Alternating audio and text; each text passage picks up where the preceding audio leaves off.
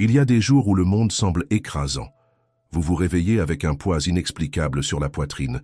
Les tâches s'accumulent, les préoccupations s'entrelacent et tout autour de vous semble tourner trop vite, tandis que vous restez immobile, prisonnier de votre propre esprit.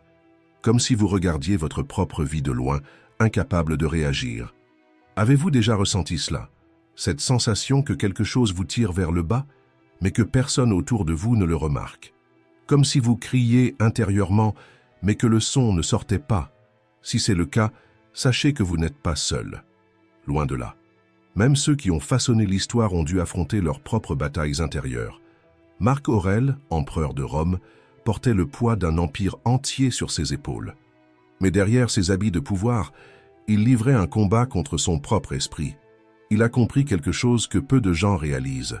L'anxiété ne vient pas de ce qui se passe autour de vous, mais de la manière dont votre esprit l'interprète. Si vous consacrez toute votre énergie à ce que vous ne pouvez pas contrôler, votre vie devient un courant qui vous emporte sans pitié. Mais lorsque vous apprenez à diriger votre attention vers ce qui est à votre portée, vous comprenez que la paix n'a jamais dépendu des circonstances. Elle a toujours été en vous. Les défis ne disparaîtront pas. La vie ne ralentira pas. Mais si vous continuez à voir chaque obstacle comme une punition, vous creuserez votre propre prison mentale. Le stoïcisme n'enseigne ni à ignorer la douleur, ni à forcer un optimisme factice. Il apprend à forger un esprit suffisamment fort pour affronter toutes les tempêtes. Aujourd'hui, je veux partager avec vous 10 leçons stoïciennes qui peuvent transformer votre façon de gérer l'anxiété et la dépression. De petits ajustements dans votre perception du monde peuvent être la clé pour briser ce cercle étouffant. Le moment d'agir, c'est maintenant. Vous pouvez rester piégé dans le piège de votre propre esprit ou apprendre à en faire votre plus grand allié. Le choix vous appartient. Et avant de commencer, je vais juste vous demander 2 choses. Laissez un like et partagez cette vidéo avec le plus de personnes possible. Nous vous en sommes infiniment reconnaissants. Si ce contenu atteint plus de personnes qui ont besoin de combattre ces poisons de l'âme, ce sera une victoire. Commençons. 1. Arrêtez de vous comparer. Cela vous vole votre bonheur. Il existe une erreur silencieuse qui détruit le bonheur de nombreuses personnes. Mesurer sa propre valeur avec l'échelle des autres. C'est comme être dans un jeu où les règles changent sans cesse et où la victoire ne semble jamais suffisante. Lorsque la comparaison devient une habitude, toute réussite personnelle perd de son éclat, car il y a toujours quelqu'un qui semble être dans une meilleure position. Sénèque parlait de l'euthymie, cette tranquillité qui naît lorsque l'on suit son propre chemin sans se laisser consumer par ce que font les autres. Mais pour atteindre cet état, il faut de la confiance et de la discipline. Sinon, on passe sa vie dans l'inquiétude, avec l'impression d'être toujours sur la mauvaise route, tandis que les autres avancent sans effort. Imaginez un conducteur qui, à chaque feu rouge, regarde la voie d'à côté et change de fil dès qu'il pense que la circulation y est plus fluide. Au final, il passe plus de temps à changer de position qu'à conduire, perd sa concentration et risque même un accident. La vie fonctionne de la même manière. Plus on passe de temps à observer la trajectoire des autres, moins il nous reste d'énergie pour avancer sur la nôtre. L'illusion de la comparaison est partout. Vous voyez un collègue obtenir une promotion et vous avez l'impression que vos efforts n'ont servi à rien. Un ami publie des photos d'un voyage à l'étranger, tandis que vous luttez encore pour payer vos factures. Ou peut-être que quelqu'un de votre passé vit la relation dont vous rêvez, tandis que vous vous demandez pourquoi vous n'avez pas encore trouvé la bonne personne. Tout cela crée la fausse impression que vous êtes en retard, alors qu'en réalité, chacun avance à son propre rythme et porte des fardeaux invisibles.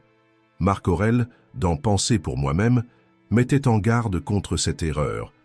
Ne gaspille pas le reste de ta vie à te préoccuper de la vie des autres, sauf si c'est pour le bien commun.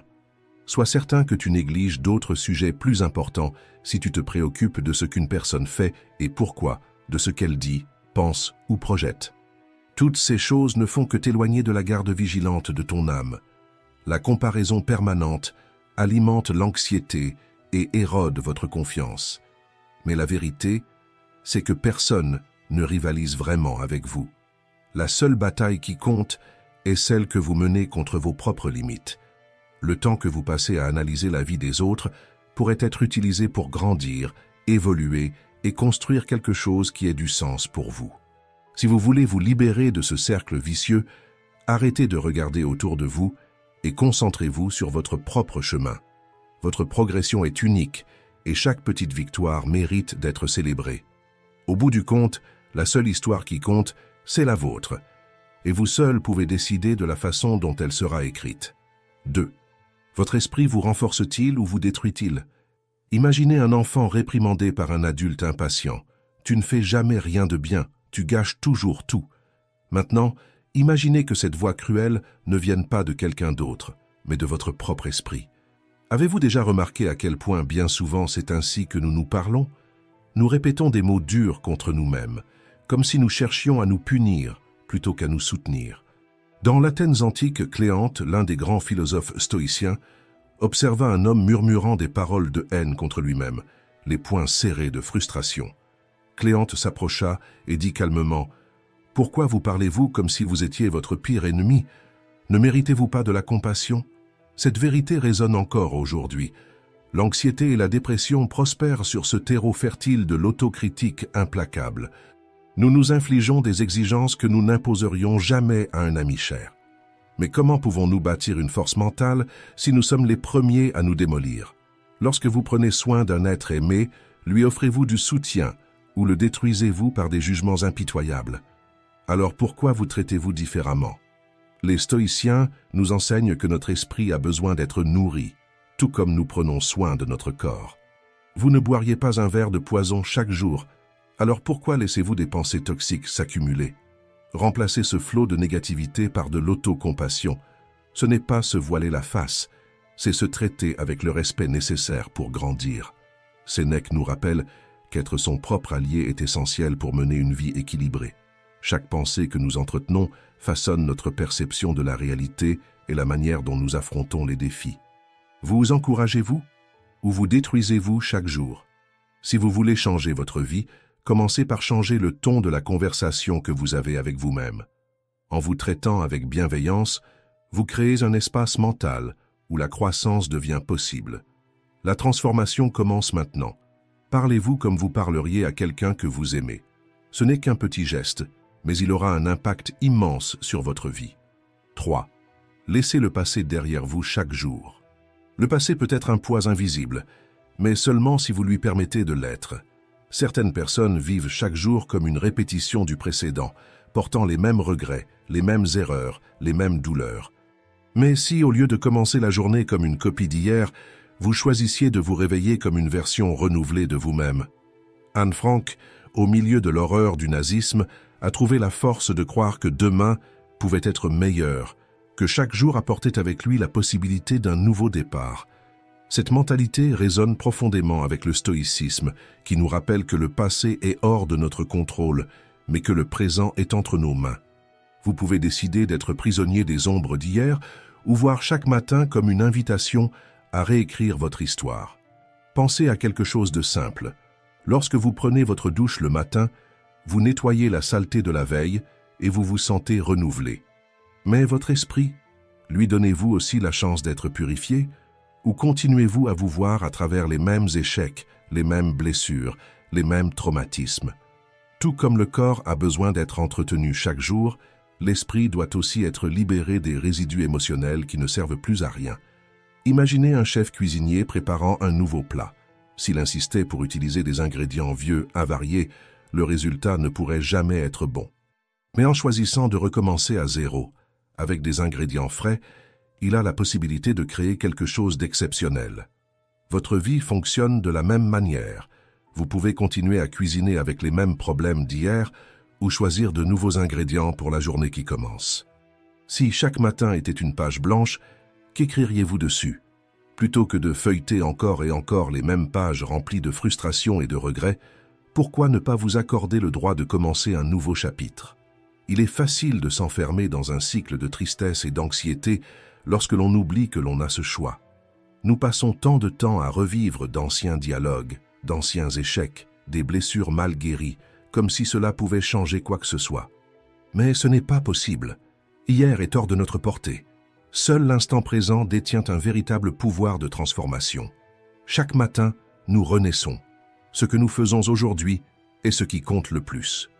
Cette phrase porte une vérité indiscutable.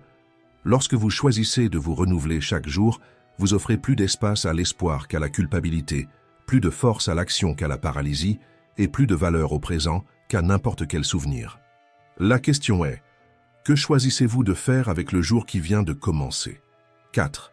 Ce qui vous oppresse est peut-être plus petit qu'il n'y paraît. Avez-vous déjà pénétré dans une pièce sombre et été paralysé, tentant de comprendre ce qui se trouvait devant vous? Mais il suffit d'allumer la lumière pour réaliser que ce qui semblait effrayant n'était qu'une ombre inoffensive. Il en va de même pour les problèmes. Lorsque nous sommes plongés dedans, tout paraît plus grand et plus menaçant qu'en réalité. Mais si nous élargissons notre vision, nous voyons qu'ils ne sont qu'une infime partie de notre histoire, et non notre destination finale. Marc Aurèle comprenait cela profondément. Bien qu'il ait été l'homme le plus puissant de son époque, il savait que Rome, avec toute sa grandeur, n'était qu'un instant fugace face à l'univers infini.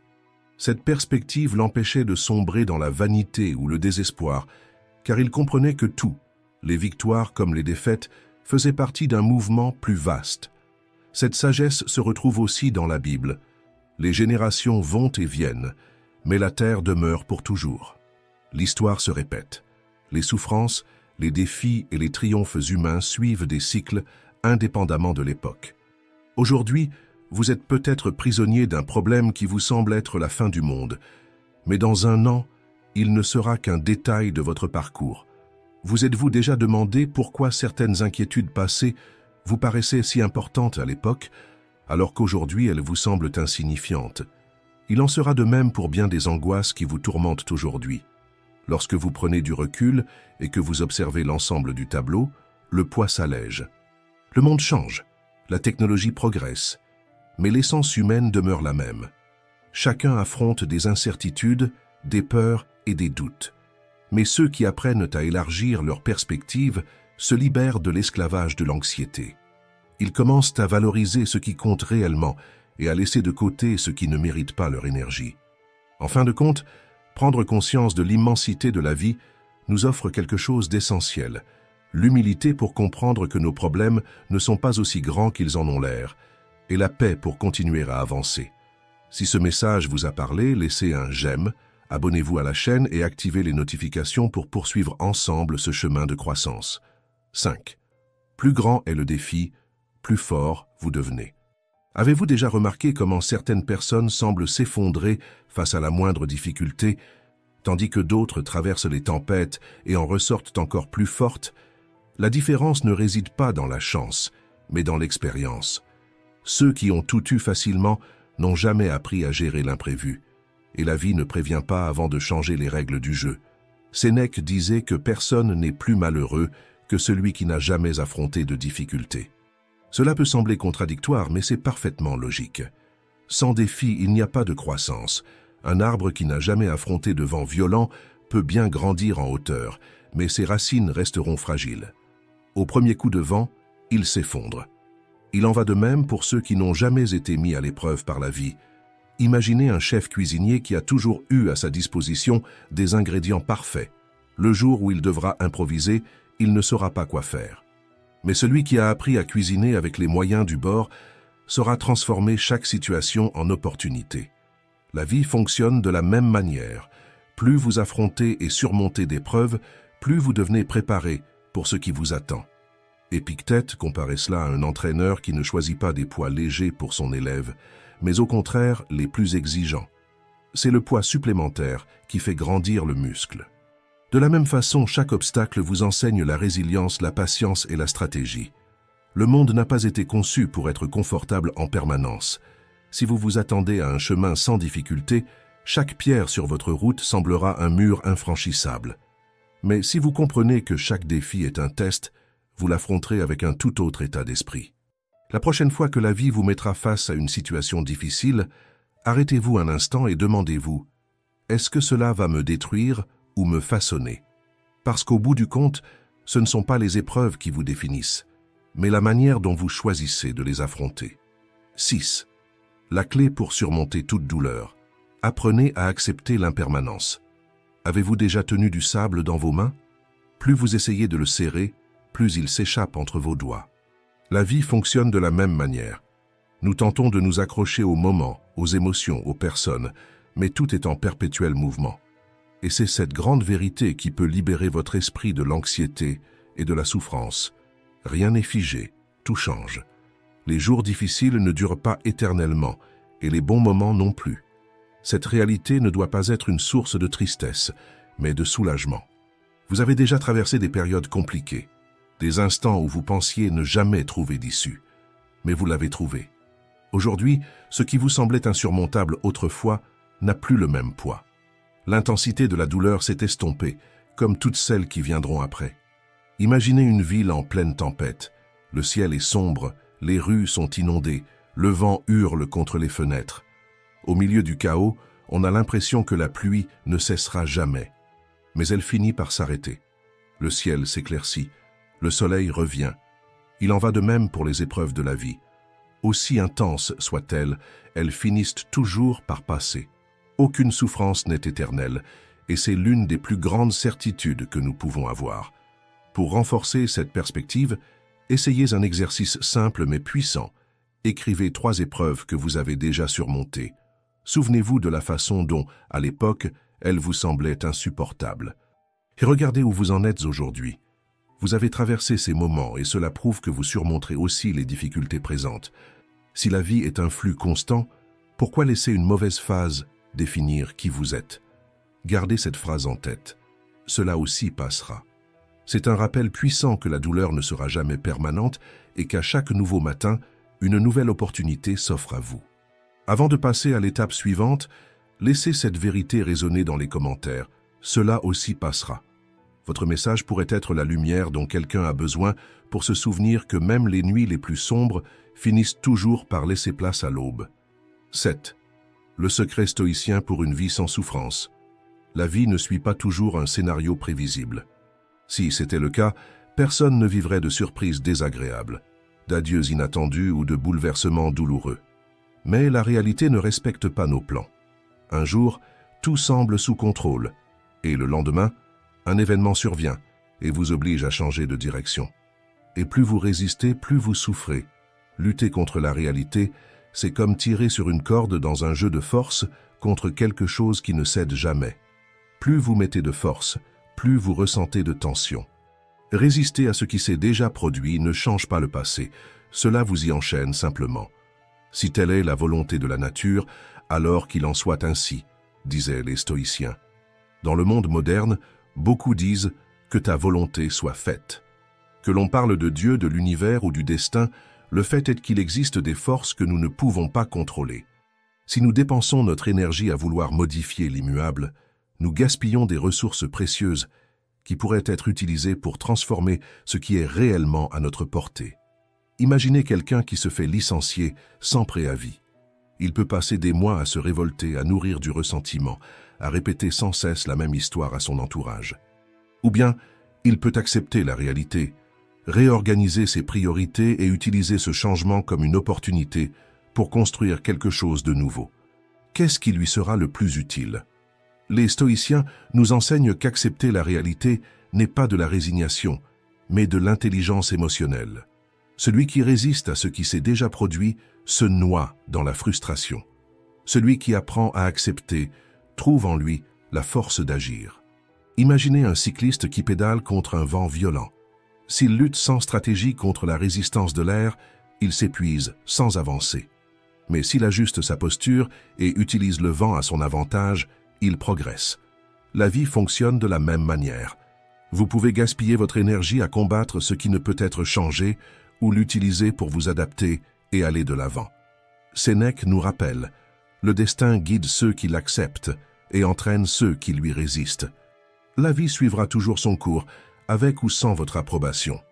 La différence, c'est que lorsque vous vous y opposez, chaque changement devient un fardeau.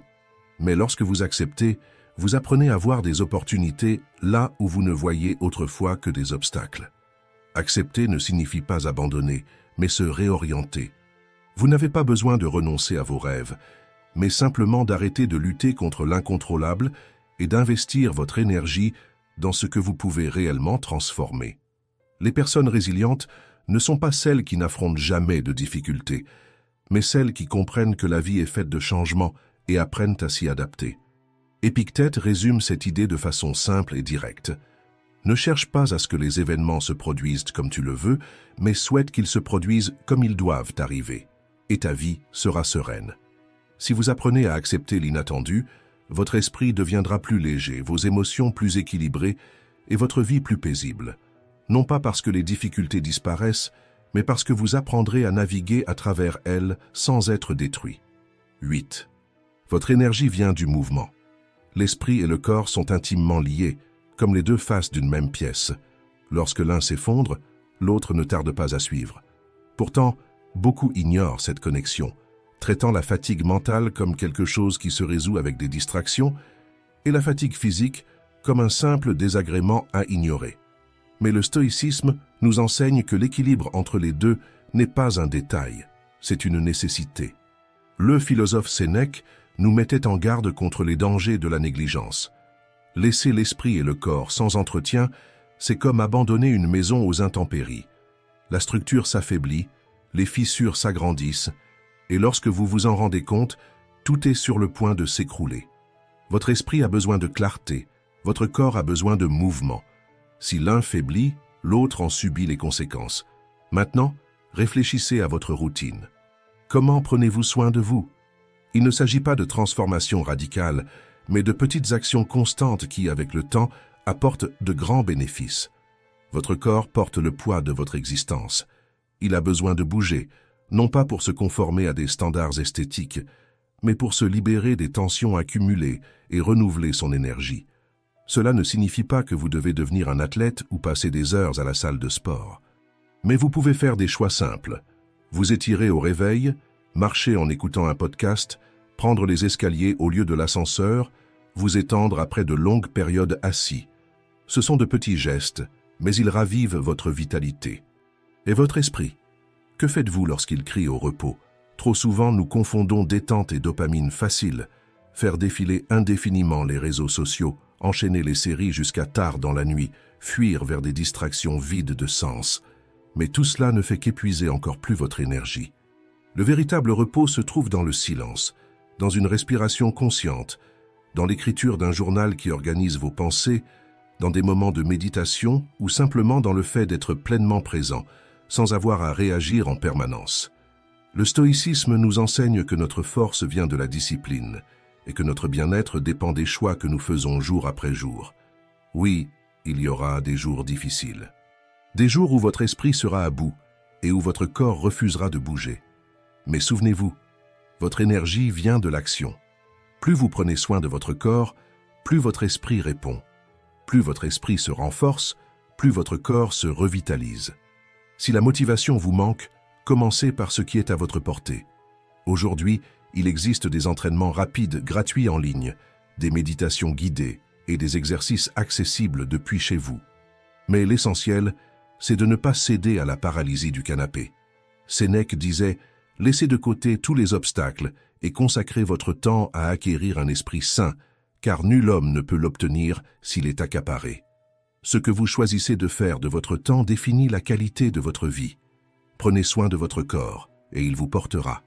Prenez soin de votre esprit et il ouvrira de nouveaux chemins. Votre paix dépend de vos actions. Et cela commence maintenant. 9. Reprenez le contrôle de votre esprit. L'esprit humain n'a pas été conçu pour fonctionner au rythme d'un fil d'actualité sur les réseaux sociaux, où tout défile en quelques secondes et où une nouvelle information arrive avant même que nous ayons pu assimiler la précédente. Si vous vous êtes déjà senti submergé par des pensées qui s'entrechoquent dans votre tête, vous savez à quel point il est difficile d'y voir clair quand tout semble être un tourbillon. Le problème n'est pas seulement la vitesse à laquelle nous pensons, mais notre incapacité à appuyer sur le frein lorsque nous en avons le plus besoin. Notre cerveau, lorsqu'il s'emballe, ressemble à une voiture roulant à grande vitesse sur une route mouillée. Vous sentez que vous devez arriver à destination, mais plus vous appuyez sur l'accélérateur, plus vous perdez le contrôle. À tout moment, vous pouvez déraper et les conséquences risquent d'être des erreurs que vous regretterez plus tard. Les stoïciens enseignaient déjà que la précipitation est l'un des plus grands ennemis de la sagesse. Sénèque avertissait, une partie de notre anxiété vient du fait que nous prenons des décisions hâtives. Nous répondons avant même d'avoir compris la question. Et n'est-ce pas exactement ce qui se passe lorsque nous réagissons à chaud, sans réfléchir? Nous agissons sous l'impulsion, nous prenons des décisions précipitées. Et au final, nous créons des problèmes qui auraient pu être évités. Si vous avez déjà participé à une dispute et réalisé quelques minutes plus tard que vous auriez pu répondre autrement, vous savez à quel point la précipitation peut être trompeuse. Le secret n'est pas de penser plus vite, mais de créer un espace mental pour penser mieux. Imaginez un chauffeur routier qui, après des heures de conduite sans pause, se force à continuer parce qu'il doit arriver vite. Ses paupières s'alourdissent, ses réflexes diminuent, et sans s'en rendre compte, il se met en danger. Un conducteur expérimenté sait qu'un court arrêt pour se reposer est bien plus efficace que d'insister dans la fatigue. Il en va de même pour votre esprit. Lorsque vous sentez que votre tête tourne à toute vitesse, arrêtez-vous. Respirez. Accordez-vous un instant de pause avant de réagir automatiquement. Une technique simple consiste à pratiquer la respiration profonde. Inspirez par le nez, retenez l'air pendant 4 secondes, puis expirez lentement. Ce petit geste envoie un signal à votre système nerveux, lui indiquant qu'il n'y a aucune menace imminente et vous aide à retrouver votre équilibre intérieur. Changer d'environnement peut aussi être une stratégie puissante. Si possible, quittez l'endroit où vous êtes. Marchez quelques minutes, savourez un café en toute tranquillité, levez les yeux vers le ciel, fermez les paupières. De petits ajustements physiques peuvent faire des merveilles pour votre clarté mentale. La nature nous enseigne que les processus ne peuvent être précipités. Aucun fruit ne mûrit en une nuit. Le corps humain a besoin de repos pour récupérer de l'énergie et l'esprit a besoin de pause pour organiser ses pensées. Si nous essayons de forcer ces cycles, nous en payons inévitablement le prix. Stress, décisions mal avisées et fatigue extrême. Beaucoup confondent ralentir et procrastiner, mais ce sont deux choses totalement différentes. S'accorder un moment de respiration ne signifie pas fuir ses responsabilités, mais éviter d'agir sans lucidité. Lorsque vous prenez ce recul mental, vous prenez des décisions plus réfléchies et évitez des regrets inutiles. Alors, la prochaine fois que vous sentirez votre esprit s'emballer, posez-vous cette question. Est-ce que je cours parce que je dois, ou simplement parce que je me suis habitué à courir? Trop souvent, nous avançons en pilote automatique. De petites pauses nous permettent de reprendre le contrôle de notre propre vie. La véritable force ne réside pas dans la précipitation, mais dans l'intelligence de celui qui sait quand agir et quand s'arrêter. Ralentir, ce n'est pas perdre du temps. C'est s'assurer que vous en gardez le contrôle. 10. Comment séparer les émotions de la réalité? L'esprit humain est passé maître dans l'art de déformer la réalité. Il transforme un silence en rejet, un retard en abandon et un problème en catastrophe. Ce que nous ressentons peut nous tromper, au point de faire paraître d'infimes obstacles comme des barrières infranchissables. Mais les choses sont-elles vraiment telles qu'elles nous apparaissent, ou les voyons-nous à travers des filtres troublés par nos émotions? Imaginez cette situation. Vous apercevez 2 personnes que vous connaissez en pleine conversation. Lorsque vous vous approchez, elles se taisent. Immédiatement, votre esprit s'emballe. Elles parlaient de moi. Ou encore, je ne suis pas le bienvenu ici. Mais et si leur discussion s'était simplement terminée naturellement? Et si elles abordaient un sujet personnel qui n'avait rien à voir avec vous? Autre exemple, vous envoyez un message à quelqu'un et après une demi-heure sans réponse, votre esprit construit aussitôt un scénario d'abandon. On m'ignore. Cette personne ne se soucie pas de moi. Mais et si son téléphone était déchargé? Et si elle était en réunion ou occupée à gérer une situation urgente? Imaginez maintenant que vous commencez à vous entraîner dans une salle de sport. Les premiers jours, vous vous sentez mal à l'aise. Vous remarquez que certains ont déjà une routine bien établie. Et vous pensez « tout le monde me juge ». L'anxiété monte. Mais est-ce réellement le cas?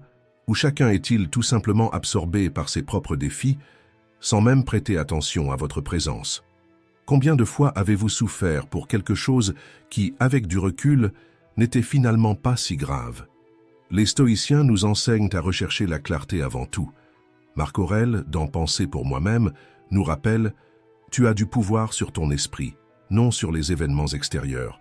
Comprends cela, et tu trouveras la force. » Cela signifie qu'il faut décrire les faits tels qu'ils sont, sans embellissement dramatique ni anticipation de catastrophe.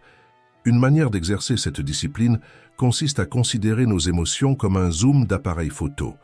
Si vous zoomez excessivement sur un problème, il paraîtra immense, envahissant tout votre champ de vision. Mais si vous prenez du recul, vous verrez l'ensemble du décor et réaliserez que ce problème n'est pas si grand qu'il en avait l'air. Les retards, les messages sans réponse, les visages impassibles, tout cela peut sembler une attaque si nous leur accordons trop d'importance. Mais en ajustant notre zoom mental, nous comprendrons que bien souvent, ces problèmes ne sont que des illusions. Épictète nous encourage, avance et applique ce que tu as appris. Apprendre à voir les faits sans l'interférence déformante de nos émotions est un acte de libération. La vie n'est pas contre vous, elle suit simplement son cours. La différence réside dans la manière dont vous choisissez de l'interpréter. Si vous êtes arrivé jusqu'ici, commentez. Courage stoïcien. Merci d'avoir regardé.